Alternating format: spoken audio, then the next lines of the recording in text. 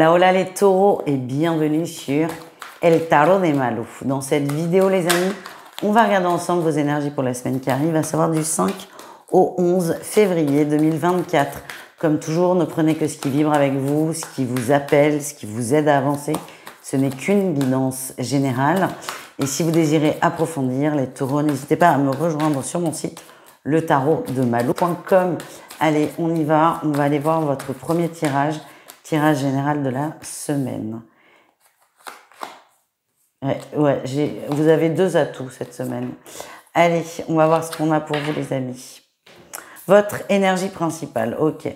Il y a beaucoup de conflits, plutôt intérieurs, c'est ça qui ressort, mais vous êtes plutôt dans une énergie de résolution de conflits. Oui, c'est ça. Ouais. Oh, très beau tirage. Rock'n'roll, par contre, je vous préviens. Résolution de conflit, vous n'avez pas le choix en fait. Hein. Ça prend tellement de place dans votre vie, ça vous prend tellement la tête que là, la seule solution, c'est de se poser, de réfléchir et d'avancer. En atout, on a quand même la reine d'épée et la lune, c'est vous êtes prêt à plonger. Vous êtes prêt à travailler sur vous. Vous êtes prêt à aller voir des blessures. Alors, vous n'allez pas forcément entamer une thérapie, mais vous êtes prêt peut-être pour certains vous remettre en question sur quelque chose. Vous allez prendre le temps. Le défi, le challenge, et attention à ça, c'est que vous êtes très dur avec vous les taureaux. Très dur avec vous et en général, vous êtes très exigeant. Alors ça peut être une qualité, mais là ce que j'ai, c'est que le but est d'avancer tranquillement, doucement, et c'est pas de vous taper dessus.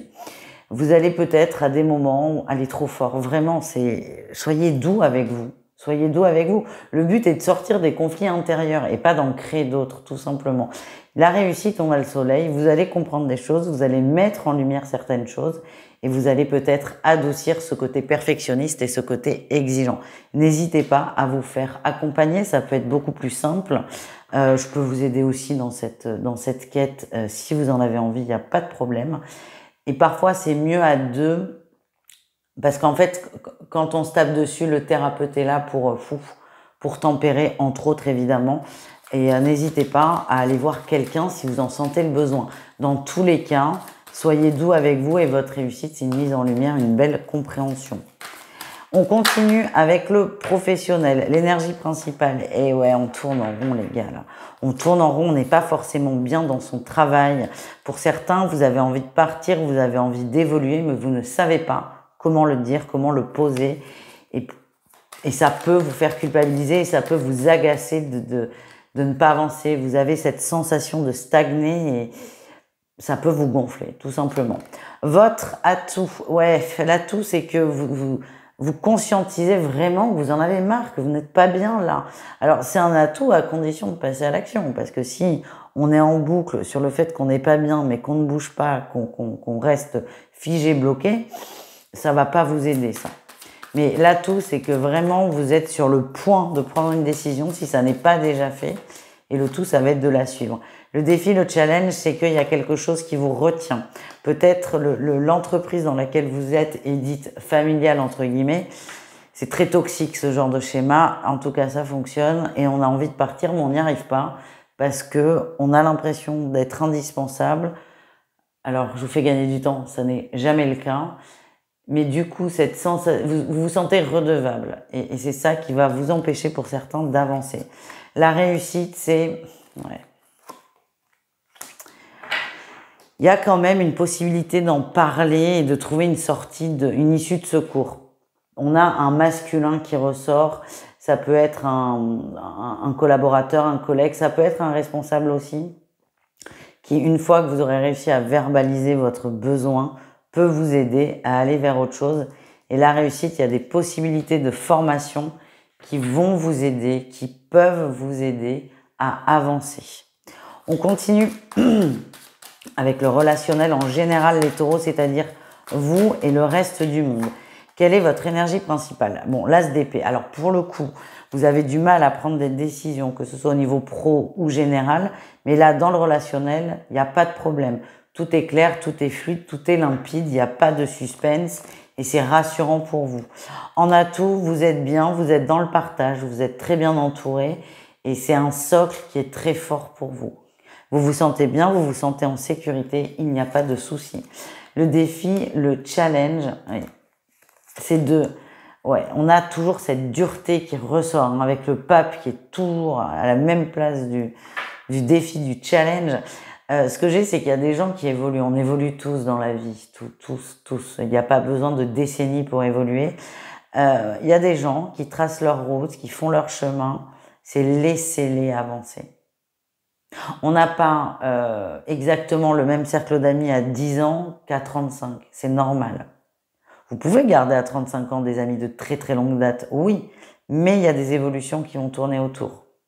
Il y a des gens qui vont rencontrer des conjoints, il y a peut-être des enfants, il y a des obligations, il y a de la nouveauté. Et vous les taureaux, là, il y a un événement, une situation que vous allez avoir du mal à digérer. Et j'ai en exemple, votre meilleur ami rencontre quelqu'un et vous êtes un peu pas déçu, à la fois vous êtes content pour lui, mais vous êtes un peu sur votre faim parce que il est moins dispo pour vous. C'est soyez souple. Quelle est votre réussite? Ouais, mais c'est clair. Cet exemple, il vibre vachement. Vous allez vous sentir trahi par une personne. La réussite, c'est que vous allez accepter la situation et vous allez évoluer. Et on est dans une phase, dans une énergie de guérison. C'est peut-être ça d'ailleurs qui va vous donner le déclic pour travailler sur vous. À voir, vous me direz. On continue, on va aller voir avec Osho, le tarot d'Osho que j'affectionne. Une énergie sur laquelle vous pouvez vous concentrer, vous avez le droit de cogiter. L'isolation, la 3 d'épée. L'isolation ou l'isolement, vous choisissez. C'est cette même carte, c'est la même 3 d'épée, c'est la 3 d'épée selon Osho. Ce qu'on voit, c'est un monsieur, enfin une personne, bon, moi je dis que c'est un monsieur, ça peut être une femme, un personnage qui s'est enfermé dans la glace. Tellement je me suis coupé de mes émotions, tellement je suis froid, tellement je me ferme de tout. Et en fait, on vous dit là, le message, c'est que c'est la seule solution pour sortir de cette glace, c'est de pleurer. La chaleur de vos larmes, bon, c'est très métaphorique, mais l'idée, c'est vos émotions, accepter vos émotions, va vous sortir de cet isolement et va vous amener vers du mieux-être. Voilà les taureaux. Conclusion, pleurer, ça ne peut que vous faire du bien. C'est réduit, mais vous avez compris l'idée. On continue les amis au niveau sentimental. On va aller voir un message pour chaque cas de figure. Comme toujours, vous ne prenez que ce qui vibre avec vous. Et n'hésitez pas à aller voir votre signe lunaire pour tout ce qui est émotionnel. On commence avec les triangulaires. Ouf, ouais, ben là c'est clair. Triangulaire, encore une fois, ça ne peut pas parler à tout le monde. On a une rupture. Le masculin ne se retrouve plus dans cette situation. J'ai l'impression que c'est la personne qui est prise entre deux feux. Cette personne ne se retrouve plus dedans, c'est trop conflictuel et va décider de stopper la triangulaire pour se consacrer à son couple légitime. Et c'est sans appel cette rupture. Voilà ce que je ressens. Les couples taureaux, qu'est-ce qu'on a? Ah ben là, on a l'union, la dépendance affective. Ok.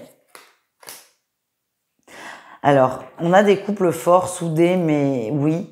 Par contre, il y a dans le couple une personne qui est très en demande. C'est insupportable. C'est insupportable. C'est peut-être vous le taureau. Je suis désolée pour l'insupportable, mais c'est très prenant, c'est très pesant pour l'autre. Vous allez vous rendre compte de ça, soit tout seul, soit parce que votre hôte va vous le dire, un peu excédé. Et pareil, j'ai l'impression que ça peut être un déclic pour ce travail sur soi, aller régler ces conflits intérieurs. La dépendance affective, alors, à moins que votre conjoint partenaire soit un pervers narcissique, mais cette dépendance affective que vous pouvez avoir vient de choses qui ne sont pas réglées. Vous allez peut-être décider, pardon pour le coup, pour votre couple, de régler ça. On termine avec les célibataires. Qu'est-ce qu'on a? Ouh, on s'amuse. Oula, oui, vous êtes très attiré par une personne. C'est possible qu'il y ait passage à l'acte, passage à l'action.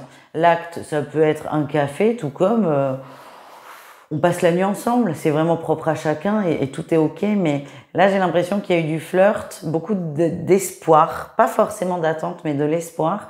Et là, on y va, on se lance. Grande connexion avec cette personne, grande connexion.